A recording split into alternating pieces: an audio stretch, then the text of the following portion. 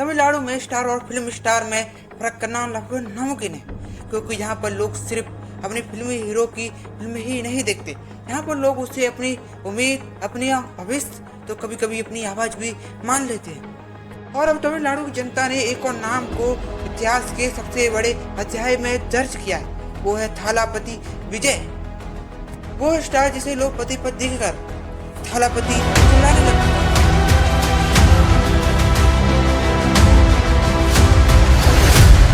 वो अब तमिलनाडु की सत्ता का सबसे बड़ा चेहरा है। उसने पहले ही चुनाव में डीएमके और एआईडीएमके जैसी दशकों पुरानी पार्टियों को एक रात में ध्वस्त कर दिया।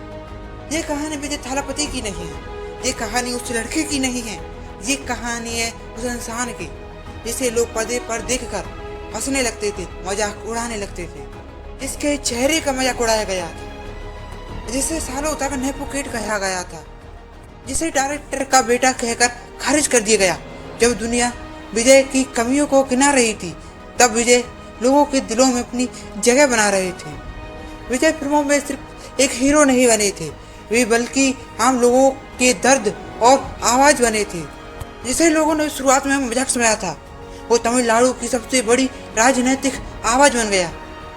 थालापति की पार्टी टीवीके ने पहली चुनावी लड़ाई में 108 सीटें जीतकर थालापति विजय ने ये लोगों को दिखा दिया कि लोग उन्हें यूं ही थालापति विजय नहीं कहते।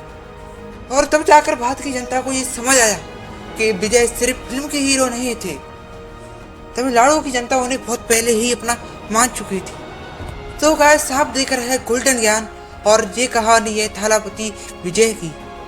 अक्सर हम सोचते हैं कि अगर कोई बड़े बाप की औलाद है तो उसके लिए रास्ता आसान होता होगा, पर विजय के लिए रास्ता कांटों से भरा था। और विजय के स्वभाव में जो शीतलता, जो शांति है, वो उन्हें उनकी माँ शोभा चंद्रशेखर से मिली। उनकी माँ जानी मानी एक प्लेबैक सिंगर थी। विजय की फिल्म इंडस्ट्री में उनकी जर्नी 1984 में 10 साल की उम्र में शुरू हुई थी।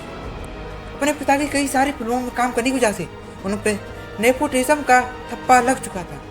विजय इतने शर्मीले थे कि वो सेट पर ज्यादा किसी से बात भी नहीं किया करते थे।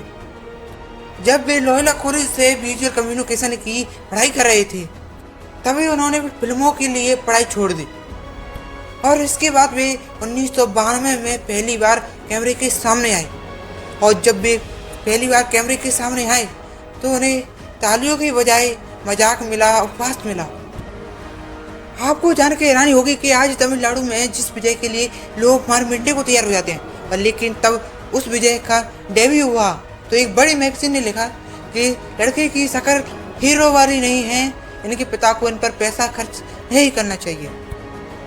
अब आप सोचिए कि एक 18 साल का लड़का जो कि हीरो बनना चाहता है, उसे पहले ही मोड़ पर बेइज्जत किया गया, गंदी शक्ल वाला कहा गया।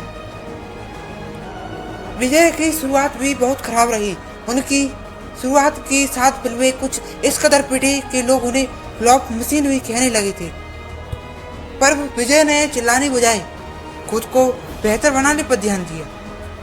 उन्होंने मार्शल आर्ट की ट्रेनिंग ली और अपने डांस को ऐसा बनाया कि तमिलनाडु समेत पूरे देश में लोग उनके डांस के दीवाने हैं। और अपनी एक्टिंग पर दिन रात काम किया।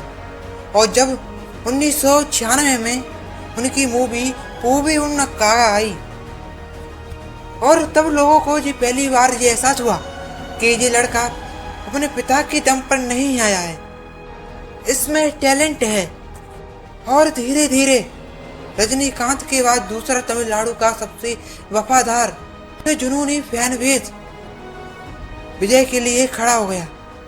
और आज जब वे 108 सीट जीतकर सत्ता के शिखर पर खड़े हैं, तो ये उन लोगों को आईना दिखाना है जिन्होंने उन्हें कभी नाकाम कहा था। विजय ने इस कहावत को बिल्कुल सही साबित कर दिया कि मेहनत इतनी खामोशी से करो कि सफलता शोर मचा दे। विजय बहुत जल्दी समझ गए थे कि तमिलनाडु में सिनेमा एक रिलीजन जैसा है, इबादत होती है, पूजा होती है।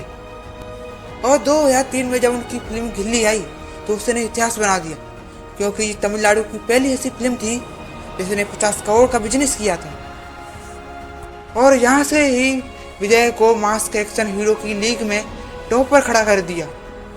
और 2010 के बाद विजय ने अपनी फिल्मों को हथियार की तरह इस्तेमाल करना शुरू किया और फिर फिल्म कच्ची में किसानों का मुद्दा उठाया और उसके बाद फिल्म मार्शल में जीएसटी का मुद्दा उठाया। फिल्मों के जरिए वो सब कह रहे थे जो कि तमिलनाडु के बड़े बड़े नेता मंत्री नहीं कह पा रहे थे, और शायद यही वजह थी कि जिसकी वजह से तमिलनाडु की जनता ने अपना सीएम विजय को चुना। तो गाइस ये थी थालापति विजय की छोटी सी कहानी। अगर आपको ये कहानी पसंद आई तो प्लीज़ वीडियो को लाइक करें, चैनल को सब्सक्राइब करें।